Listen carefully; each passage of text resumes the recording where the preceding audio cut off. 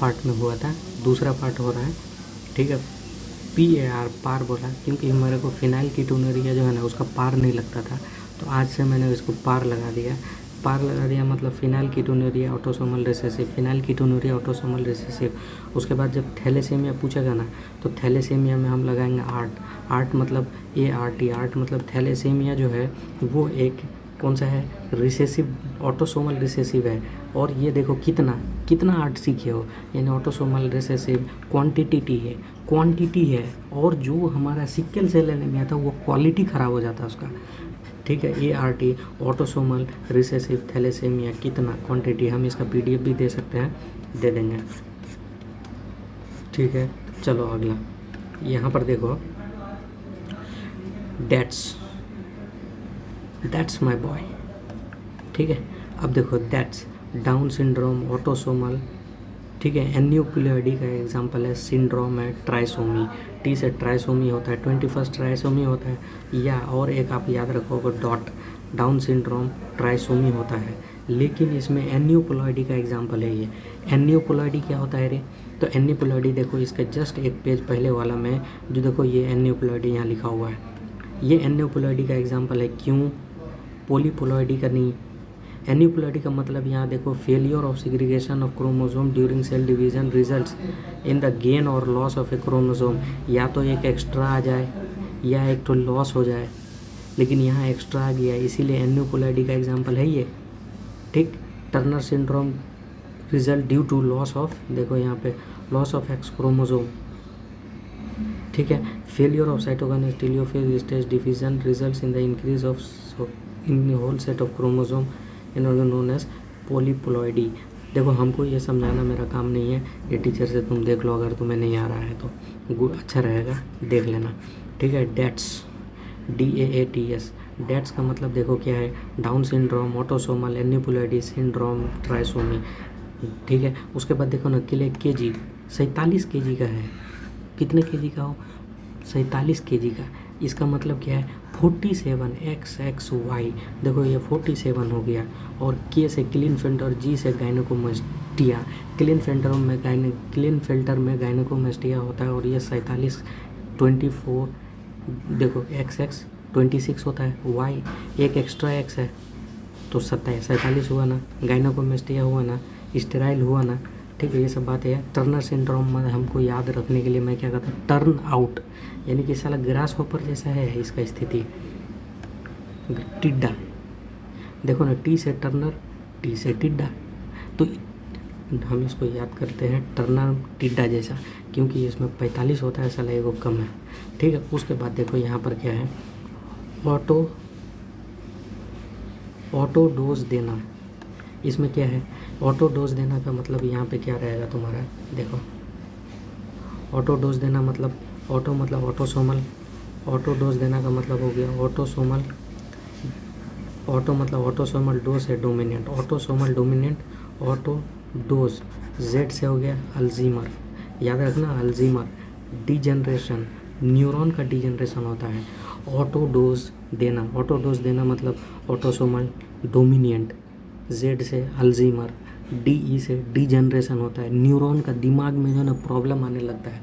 अगर तुमने Uri surgical strike अगर फिल्म देखी है तो उसमें उसकी जो मदर रहती है हीरो की, उसको अल्जीमर डिजीज़ हुआ रहता है, तो ऑटोसोमल डोमिनेंट है।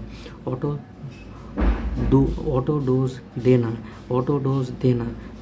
देना में याद रखोगे, ऑटो डो से डोमिनेंट, Z से अल्जीमर, DE से डिजनरेशन, NE से न्यूरॉन।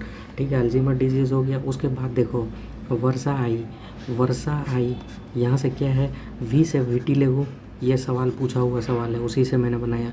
विटिलिगो, R से रूमेटॉइड आर्थराइटिस, S से सोरियासिस, ये सब साला ऑटो इम्यून डिजीज़ है। वर्सा आई याद करोगे कैसे, वर्सा यानी विटिलिगो, रूमेटॉइड आर्थराइटिस, सोरियासिस, आई से ऑटो इम्यून डिसऑर्डर, खुद से ख़राब कर लेना ऑटो इम्यून डिसऑर्डर होता है। ठीक है, अब देखो माइक्रोब्स इन ह्यूमन वेलफेयर आगे देखते हैं और जल्दी आगे बढ़ाते हैं।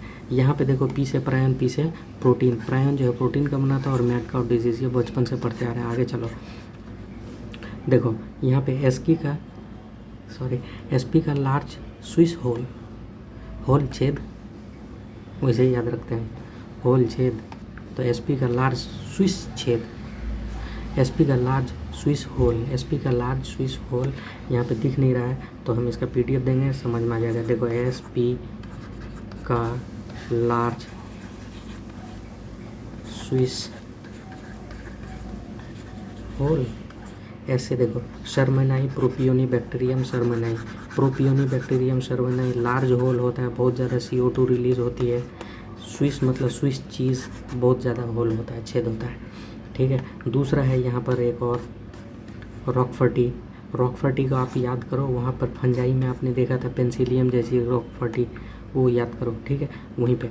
अब देखो यहाँ पे हार्डी विनबर्ग लॉ लगाओगे, किस में, दारू में, हार्डी विनबर्ग लॉ लगाओगे ना तो सारा खेल ही खत्म हो जाएगा, क्योंकि हार्डी विनबर्ग ना तो डायरेक्शनल लॉ है ना तो इनडायरेक्शनल है। जैसे कि वो ह्यूगो डेविस और ये, अरे ह्यूगो डेविस और कौन था यार, डार्विन डायरेक्शनल था, डिवेरिस साला इधर उधर हकता था, इसलिए सॉल्टेशन बोला था।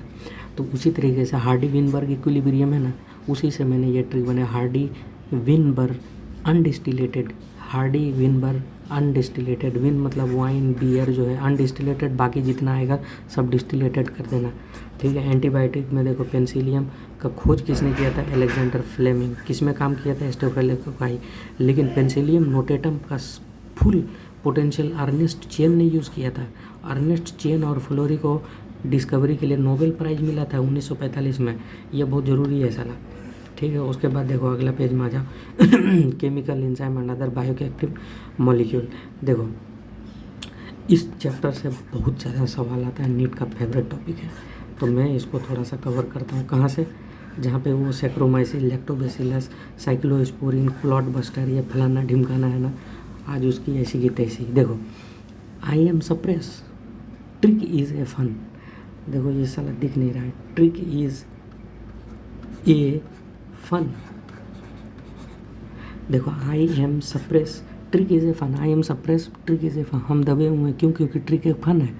देखो आई एम मतलब immuno suppressive, I am suppress हो गया, ट्रिक मतलब ट्राइकोडर्मा पोलीस्पोरम, और ये रिलीज़ क्या करता है, साइक्लोस्पोरिन ए, क्यों, क्योंकि ट्रिक इज़ ए, यहाँ बड़ा ए लिखा हूँ, फिर फन से मतलब फंजाई, ये सारा चीज़ कवर हो गया सारा एक ही लाइन में। I am impress, trick is a fun, I am impress, trick is a fun, I am मतलब immuno suppressive, I am suppress मतलब हम दबे हुए हैं क्यों, क्योंकि ट्रिक एक फन है, I am suppressive, I am suppress, trick is a fun, I am मतलब इम्यूनो सप्रेसिव, ट्रिक मतलब ट्राइकोडर्मा पोलीस्पोरम, सी से साइक्लोस्पोरिन, ए से ए रख देना, ये फंजाई हो गया। उसके बाद जेपी सीमेंट, ये कौन सा ट्रिक है बे, तो देखो जेपी जूस में प्रोटियोज पेक्टिनेज होता है, जेपी सीमेंट आजकल खूब बिकता है, जेपी सीमेंट यानी कि जूस में प्रोटियस पेक्टिनेज, ठीक है। आगे चलो, CAN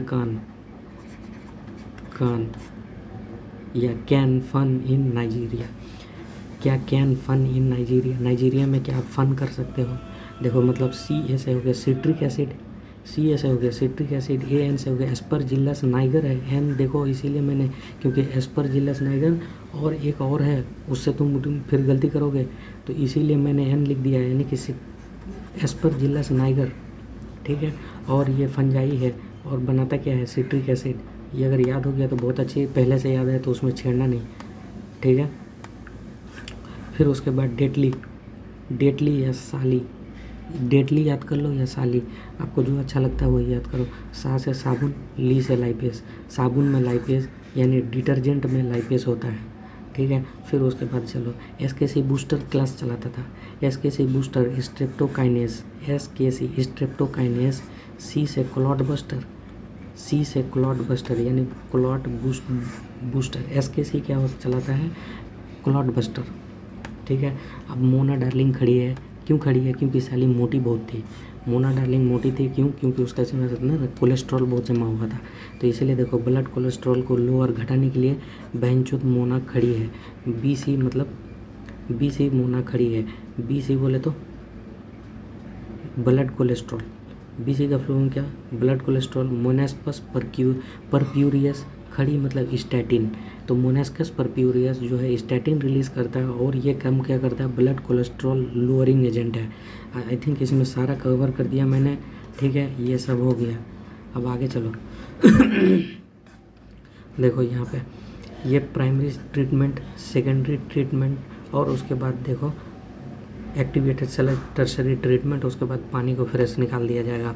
तो प्राइमरी ट्रीटमेंट में देखो क्या होगा, प्राइमरी कौन कराएगा, एसपी आना, ज़रा देख के जाना, प्राइमरी जो प्लांट लगाए सही है। तो एसपी मतलब सेटलमेंट होगा, एस से सेटलमेंट, पी से प्राइमरी, और ये होता है एनारोबिक। प्राइमरी में देखो बड़ा बड़ा डिब्रीज जो आएगा उसको पकड़ के छान दोगे। डिब्रीज बोले तो तुम पन्नी डाल दिए साला नाली में, वो पन्नी को पकड़ेगा कौन बे, तो वहाँ फिल्टर जो लगा रहेगा ना उसको प्राइमरी सेटलमेंट कहेंगे, कि पत्थर डाल दिया वो साला वहाँ जाके सेटल हो जाएगा। तो एसपी आएगा, वो सबको चुन के फेंक देगा। सेटलमेंट करोगे, प्राइमरी करोगे, और ये एनारोबिक होगा। क्या तुमको पन्नी उठाने के लिए ऑक्सीजन चाहिए, मतलब पन्नी को निकालने के लिए क्या पानी के अंदर ऑक्सीजन होना चाहिए, नहीं, इसीलिए एनारोबिक। फिर उसके बाद देखो एसबीआई में जो वेंटिलेटेड एसबीआई होता है ना, एसबीआई का कोई भी ब्रांच हो वो साला खिड़की बहुत होता है उसमें, इसीलिए बोलता हूँ वेंटिलेटेड एसबीआई। इससे क्या बना, एक सवाल सॉल्व हो गया। वेंटिलेटेड में मतलब O2 होगा यानी एरोबिक होगा। देखो एस से सेकेंडरी ट्रीटमेंट वो बायोलॉजिकल ट्रीटमेंट कहलाता है। देखो सेकेंडरी ट्रीटमेंट और बायोलॉजिकल ट्रीटमेंट, एसबीआई में O2 होता है, यानी वेंटिलेटेड एसबीआई में O2 है, वेंटिलेटेड एसबीआई में O2 है।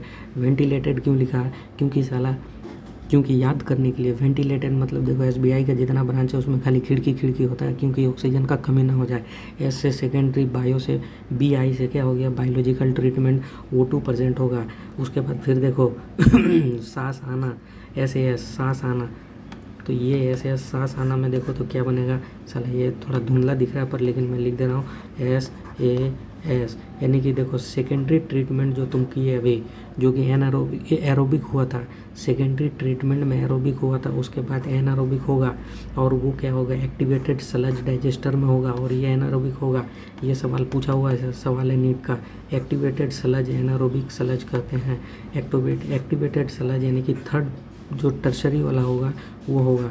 अब ये कैसे काम करता है वो ये किसी टीचर से देख लेना। आगे बढ़ते हैं, लाफ, ये कहाँ है, सीधे 184 के बाद 187 पेज में है देखो यहाँ बीटी कॉटन और ये फलाना ढिमकाना, ये 2012 में एक सवाल पूछा, क्वेश्चन नंबर 130, क्वेश्चन नंबर 190 इस पॉइंट से पूछा हुआ है, ठीक है, आप देख लेना, मिल जाएगा। हम क्वेश्चन नंबर इसलिए लिखते हैं क्योंकि प्रॉब्लम ना हो। देखो इंटीग्रेटेड IPM, देखो कभी भी फुल फॉर्म याद करो ना, यहाँ से I इंटीग्रेटेड, P से पेस्ट, M से मैनेजमेंट, तो इंटीग्रेटेड IPM यहाँ से देख के याद करोगे तब होगा, इसको पढ़ के इसको याद करोगे भूल जाओगे। IPM इंटीग्रेटेड पेस्ट मैनेज, पहले IPM बोलो फिर उसके बाद बाकी बोलो, ऐसा करने से अच्छा रहता है, ठीक है। BIN, बिन मतलब बैक्यूलो वायरस, देखो यहाँ पे लिखा हुआ है बैक्यूलो वायरस और फलाना ढिमकाना, न्यूक्लियो पॉलीहेड्रो वायरस, देखो बैक्यूलो वायरस और न्यूक्लियो पॉलीहेड्रो वायरस, ये इंसेक्टिसाइडल होता है, ये इंसेक्टिसाइड होता है, इसीलिए बिन, बैक्यूलो virus insecticide nucleo polyhedro virus, ठीक है, बैक्यूलो वायरस इंसेक्टिसाइड पॉलीन्यूक्लियो वायरस। अब देखो यहाँ बीटी कॉटन जो होता है ना, इन पे बीटी, ये 2020 में पूछा था कि साला इसमें से कौन सा इंसेक्टिसाइडल है, तो साला गलत करके आए थे। याद करो कि इंसेक्टिसाइडल होता है कौन, इंसेक्टिसाइडल या इंसेक्टिसाइड या पेस्टिसाइड कहते हैं। बीटी कॉटन वाला जो एग्जांपल है बीटी बेसिलस तुरंजिनेसिस वाला। लाफ क्यों बोला, क्योंकि लेडी बर्ड जो है ना एफिड को खाएगा। और DM क्यों बोला, लाफ DM, हंस, DM, लाफ मतलब हंसना होता है, LAUGH होता है उसका स्पेलिंग, याद कर ले बेटा, LAUGH, लाफ मतलब हंसना होता है, ठीक है। लाफ LA लेडी बर्ड, ठीक है, एफिड को खाएगा, और D से ड्रैगन फ्लाई जो है मॉस्किटो का खाता है, इसलिए मैंने यहाँ पे लाफ DM बनाया। लाफ DM यानी लेडी बर्ड एफिड को खाएगा, ड्रैगन फ्लाई मॉस्किटो का खा जाता है, ठीक है। ये सब पेस्ट मैनेजमेंट का तरीका है। फिर उसके बाद आगे चलो, MRP माइकोराइजा, पाइनस में रूट में मिलता है, माइकोराइजा जो है रूट के साथ में मिलता है, किसका, पाइनस में। याद करो एंजियोस्पर्म में हमने MP बनाया था, क्योंकि माइकोराइजा पाइनस में, मोनोसियस पाइनस, CD बनाया था ट्रिक, साइकस डायोसियस। फिर उसके बाद इस साल 2019 में एक सवाल आया था क्या, कि जो है ना विंग्ड पोलन ग्रेन, पंख वाला पोलन ग्रेन किस में होता है, बेटा पाइनस आंसर गया था इसका, याद करो। तो PW फिजिक्स वाला याद करना, PW फिजिक्स वाला, PW फिजिक्स वाला। विंग्ड पोलन ग्रेन कहाँ होता है? पाइनस में। अब देखो MRP क्यों लिखा? माइकोराइजा जो होता है ना रूट के साथ रहता है, ये एक फंजाई है। और पाइनस, यहाँ पे देखो ग्लोमस नाम का एक चीज़ लिखा हुआ है, कहाँ पे? ये रहा जीनस ग्लोमस, यानी कि जो माइकोराइजा होता है ना उसका जीनस क्या होता है? ग्लोमस। तो ग्लोमस ही बनाता है माइकोराइजा। तो कभी भी ग्लोमस और माइकोराइजा दोनों मिले तो ठीक आंसर ग्लोमस को कर देना, आंसर साला यही जाता है। ठीक, इसके बाद आगे चलते हैं। यहाँ पे और कोई ट्रिक नहीं बन पाया है। ठीक, उसके बाद देखो प्लाज्मिड के बारे में बड़ा गौर से फरमाना। प्लाज्मिड क्या होता है कि कोई भी बैक्टीरिया होता है ना उसके साल्मोनेला टाइफिमोरियम, देखो ये जैसे salmonella typhimurium, Stanley Cohen, S Cohen, H Boyer, Herbert Boyer ने सबसे पहले प्लाज्मिड में अपना कुछ घुसेड़ करके कुछ बना लिया था, वो याद करना, वो कॉपी में लिखा हुआ है। अब फिर यहाँ पे लेकिन हम इसको क्यों लिख रहे हैं? क्योंकि प्लाज्मिड से साला बहुत सवाल बनता है। प्लाज्मिड क्या है? एक्स्ट्रा क्रोमोसोमल सर्कुलर DNA है। किसका? साला किसी बैक्टीरिया का फालतू पड़ा रहता है, उसी को निकाल के तुम साला अलग अलग काम करते हो। तो ये किसी टीचर से पढ़ो, समझ में आ जाएगा और वो समझा देगा। अभी देखो हिंदुस्तान जो है ना, इंडिया का पहला नेम क्या था? हिंद, याद रखना, हिंदुस्तान। तो हिंदुस्तान से आप तुम याद रखोगे फर्स्ट जो रेस्ट्रिक्शन एंजाइम है ना, रेस्ट्रिक्शन इंडोन्यूक्लियस, वो हिंद 2 था। तो हिंद के बाद हिंद 1 तो है ही नहीं, हिंद 2 ही एक एग्जाम्पल आएगा, हिंद 2 आंसर चला जाएगा। फिर उसके बाद देखो इकोर फर्स्ट का, इकोर आई का एग्जाम्पल लेटर कहाँ से क्या आया। उसके बाद एक सवाल और यहाँ से आता है कि साला रेस्ट्रिक्शन इंडोन्यूक्लियस जो है ना, रेस्ट्रिक्शन इंडोन्यूक्लियस कहाँ से काम करेगा? GAATC घटक, GAATTC, तो दोनों तरफ से पैलिंड्रोमिक सीक्वेंस कहते हैं। इधर से भी पढ़ो तो सेम, इधर से भी पढ़ो तो सेम, पैलिंड्रोमिक किसी को तो कहते हैं। तो देखो G और A के बीच में कट करेगा, देखो यहाँ से और यहाँ से कट किया, देखो यहाँ G, ये देखो बच गया, यहाँ G और A के बीच में कट किया तो घटक बना। चलो आगे GAATTC घटक होता है, जेल इलेक्ट्रोफोरेसिस पढ़ो। उसके बाद देखो यहाँ पर DNA का सैंपल डालोगे तो DNA का सैंपल तो दिखेगा नहीं DNA, लेकिन तुम उसमें जब UV लाइट डालोगे तो भी नहीं दिखेगा। लेकिन उसमें जब इथिडियम ब्रोमाइड, ETBR बेटा याद कर ले, ETBR सॉल्यूशन डालते हैं, इथिडियम ब्रोमाइड डालोगे तो कलर देगा। कौन सा कलर देगा? तो लाइट ऑरेंज कलर देता है इथिडियम ब्रोमाइड से जो है ना तुमको स्टेन करना पड़ेगा, यानी कि तभी तुमको DNA दिखेगा। किस में? जेल इलेक्ट्रोफोरेसिस में। उसके बाद फिर इल्यूशन एक टॉपिक है, चाकू लिया काट दिया, इस DNA का सीक्वेंस को काट देना, यानी कि इस अगारोस जेल को काट करके इसका कोई टुकड़ा निकालना, उसको कहते हैं इल्यूशन। याद कर ले बेटा, साला गलती यही सब करते हो, आज आकर के नंबर नहीं करोगे फिर बैठ के। ठीक है, इल्यूशन हो गया, ETBR इथिडियम ब्रोमाइड इल्यूशन, ये समझ में आ गया। आगे बढ़ते। अच्छा एक सवाल और आता है, DNA प्रोब। देखो इसका ज़्यादा हमको तो मालूम नहीं है, लेकिन हमको इतना मालूम है कि ये जो हम DNA का जो टुकड़ा अलग अलग इस लाइन पे हम अरेंज कर दिए ना, इसी को ले जा करके एक्सरे फिल्म एक शीट पे चिपकाते हो, नायलॉन शीट में चिपकाते हो, करेक्ट। अब नायलॉन शीट में जब इसको चिपकाओगे तो इसमें ना फिर इसके बाद एक काम करते हैं कि एक रेडियो एक्टिव शीट में इसके साथ बॉन्डिंग कराते हैं। रेडियो एक्टिव, जो ये रेडियो एक्टिव होता है ना, जो इसका कॉम्प्लीमेंट्री होता है, तो रेडियो एक्टिव को ही प्रोब कहते हैं, DNA प्रोब। ठीक है, रेडियो एक्टिव होता है। रेडियो एक्टिव क्यों लिया? क्योंकि इसको जब फिर एक्सरे के साथ जब सटाओगे ना इसको तो क्या करेगा? एक्सरे को ब्रेक करेगा। ठीक है, क्यों? क्योंकि उसमें जो है ना ब्रोमाइड का AgBr का सॉल्यूशन होता है, और इसको फिर वो एक्सरे फिल्म में डुबाओगे पानी में तो हाइपो सॉल्यूशन लेते हैं Na2H2O3 जो इनऑर्गेनिक वाला है। ठीक है, तो AgBr को तोड़ेगा कौन? ये इसमें साला ये जब रेडियो एक्टिव रहेगा तो अपना से तोड़ देगा। तो DNA प्रोब का इस्तेमाल कहाँ करते हैं? DNA में, DNA फिंगरप्रिंटिंग में। याद रखना बेटा, DNA प्रोब DNA फिंगरप्रिंटिंग में यूज़ करते हैं। किस लिए यूज़ करते हैं? क्योंकि ये DNA को पहले तुम एक शीट में लिए, इस DNA को तुम अपने एक शीट में लिए, शीट से फिर इसके साथ पेयरिंग कराए, किसके साथ? रेडियो एक्टिव के साथ। रेडियो एक्टिव जो वाला शीट लिए थे तुम, इसी को DNA प्रोब कहते हैं। ठीक है, DNA प्रोब कहते हैं, याद रखना बेटा, नहीं तो झंडू तो गिरी करोगे, नंबर नहीं आएगा, क्योंकि तुम सवाल कम करते हो। सवाल कर किया करो। पॉलीमरेज चेन रिएक्शन, पीसीआर में पहले डीनेचुरेशन, एनीलिंग, एक्सटेंशन। देखो हम ऐसे याद करते हैं पढ़ाई, PDAE पढ़ाई, यानी कि देखो पीसीआर डी से डीनेचुरेशन, फिर एनीलिंग, फिर एक्सटेंशन।